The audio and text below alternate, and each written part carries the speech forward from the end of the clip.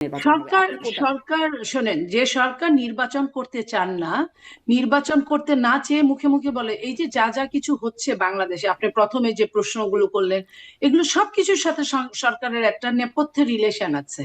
সরকার নিজেই চান না যে এই দেশে নির্বাচন হোক। যদি তাই চাইতেন, তাহলে সরকার কিন্তু অবৈধ অস্ত্রগুলো এতদিনে বের করে ফেলতে পারতেন। কতগুলো থানার অস্ত্র এখন পর্যন্ত মানুষের হাতে হাতে ঘুরছে।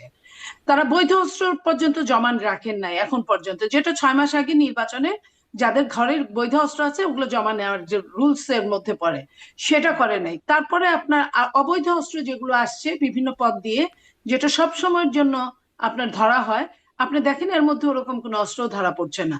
পুলিশ যে প্রশাসনের যে আইন শৃঙ্খলা রক্ষাকারী বাহিনী ছাড়া নির্বাচন অচল। সেই আইন শৃঙ্খলা রক্ষাকারী বাহিনীর কোনো ট্রমাটাইজ বাহিনীকে ট্রমা থেকে তুলে আনতে পারে নাই। 2 জন 5 জন মারামারি করলে তারা ফেল ফেল করে তাকিয়ে থাকে। এই পুলিশ দিয়ে 300 আসনের একদিনের নির্বাচন, হাউ ইট পসিবল? তারপরে আপনার মনে করেন প্রশাসন, যে প্রশাসনকে ট্রান্সফার করার কথা হলো ইসির, সেই প্রশাসনকে সরকার কেন ট্রান্সফার করে? সরকারকে এই ক্ষমতা কে দিয়েছে? যদিও এই সরকারের কোনো ক্ষমতাই নাই, অনেক কিছুই ক্ষমতার অপব্যবহার করছেন। এবং এই অপব্যবহারটা দীর্ঘস্থায়ী করার জন্য উনি নির্বাচনের যে নাটকটা করছেন। এবং যদি নির্বাচন হয়, ওটাকে নির্বাচন বলা যাবে না, ওইখানে মাইট ইজ রাইটটাই বলবৎ হবে, যে যেখানে যার এলাকায় যে যেখানে ক্ষমতাশালী, সে সেখানে ভোট বাক্সটা আপনার ছিনিয়ে নিবে, এটাই হবে যদি নিতে পারে। তো এই যে এই সরকার তাহলে কিসের উপর বলছে যে সরকার সবকিছু করছে? আপনার সরকারের যে লটারি করে যে সরকার যে ট্রান্সফার করলেন এসপি দেরকে, এসপি। এটা এক ধরনের চরম ভাবে ব্লাব দেওয়া সমস্ত দেশবাসীকে। বাংলাদেশের ইতিহাসে বা বাংলাদেশের আগের ইতিহাসেও এরকম কিছু নাই। সরকারকে একটা দল যেভাবে বুঝালো, সেই সরকার ওই দলের উপরে বসে থেকে কথা বলে, সরকার ওইভাবেই সে আপনার লটারি করলো। লটারিটা কোন প্রসেসে করলো এবং লটারি কিভাবে করে? আপনার আর আমার মধ্যে লটারি হতে পারে? কখনোই হতে পারে না। তো সেই জায়গায় আপনি আপনার যোগ্যতা বলে, ওইখানে যোগ্যতার একটা প্রমাণ থাকতে হয়। এসপি ডিসি এসপি দের যোগ্যতার পরীক্ষা দিতে হয়, তারপরে পরীক্ষা দেওয়ার পরে তার ব্যাকগ্রাউন্ড জানতে হয়। আর এটা যেহেতু আগে থেকে হয়ে এসছে। শুধুমাত্র সিটি ব্যাংকে অ্যাকাউন্ট থাকলেই করতে পারবেন গুগল পে। তাই অ্যাকাউন্ট খুলুন আজই। এবং তিনটা নির্বাচন প্রহসনমূলক করেছে এই ডিসিএসপিরা। তাদের কয়জন এখানে আছে? তারা তখন এই ইওনো ছিল কিনা? আজকে ডিসি তো গত দিনের ইওনোই ছিল। তারা কয়জন ইওনো ছিল? তারা কয়জন ওই ওই ইলেকশন পরিচালনা করছে? তাদেরকে বাদ দিয়ে অন্যদের নিতে হবে। তো তারাই কিন্তু এখনো দৌরাত্ম দেখাচ্ছে। তাইলে সরকার এখানে কি করলো?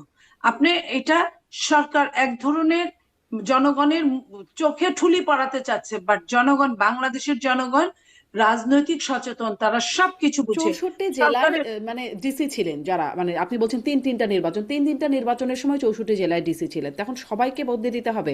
মানে কর্তার ইচ্ছায় যা কর্ম আর কি, সরকার চেয়েছে আমি ডিসিএসপিরা কাজ আমি করেছেন। আপনার শারমিন, আমি আপনার 3 জেলায় যারা ডিসি ছিলেন তারা এখন আর ডিসি নাই, তাদের প্রমোশন হয়েছে, তারা যুগ্ম সচিব হয়েছেন বা কিছু সিনিয়র সচিব হয়েছেন, আমি ওইটা বলছি না। এই 3টা নির্বাচনে ইয়নো ছিলেন, এটা তো কনফার্ম। হ্যাঁ, হ্যাঁ, হ্যাঁ। এসপি ছিলেন, এটা তো কনফার্ম। ওই এসপি রাই তো এসপি হয়েছে, ওই ইওনরাই তো ডিসি হয়েছে। কিংবা ডিসির সাথে যে এডিসি থাকে, ডিসির সাথে যে এনডিসি থাকে, তারাও তো নির্বাচনের অংশ। ডিসি কি রিটার্নিং অফিসার একাই নির্বাচন করে? তাই সে তো তার পরিষদকে নিয়ে নির্বাচন করে, ওই পরিষদের মধ্যে থেকে কিন্তু ডিসিএসপি হয়েছে। তাহলে ওই পরিষদের মধ্যে থেকে যদি ডিসিএসপি হয়, এবং আওয়ামী লীগের শাসনামলে 15.5 বছরে প্রায় 10,30,000 লোক চাকরি পেয়েছে, এই মানুষগুলোর মধ্যে আওয়ামী লীগ যেমন 2 বছর আগে থেকে 3 বছর আগে থেকে নির্বাচনের, তারা কিন্তু মাঠ জরিপ করতো এই অফিসারদের, তাদের 14 গোষ্ঠীর খবর নিত, যে কেউ বিএনপির আছে কিনা, জামাতের আছে কিনা, বা অন্য কোনো দলের আছে কিনা। যদি না থাকে, একদম পিওর ব্লাড দিয়ে আওয়ামী লীগ নির্বাচন পরিচালনা করিয়েছে। তাইলে ওই জায়গায় এখন আপনি এখন কি উচিত পিওর ছিল। ব্লাড খুঁজছে? এখন কি হ্যাঁ, পিওর ব্লাড খুঁজছে? এখন কি পিওর ব্লাড খুঁজছে? মানে আওয়ামী লীগ বাদ, এখন ব্লাড খুঁজে খুঁজে এখন আওয়ামী লীগ বাদ দেওয়া হচ্ছে। সরকার যদি খুঁজে থাকে, তাহলে জামাতের কিছু পিওর ব্লাড খুঁজতে পারে। বিএনপির এখানে কোনো অবস্থান নাই, আর জামাতের এত লোকও নাই, এত লোকও নাই যে এই জায়গায় আপনার বিট করবে।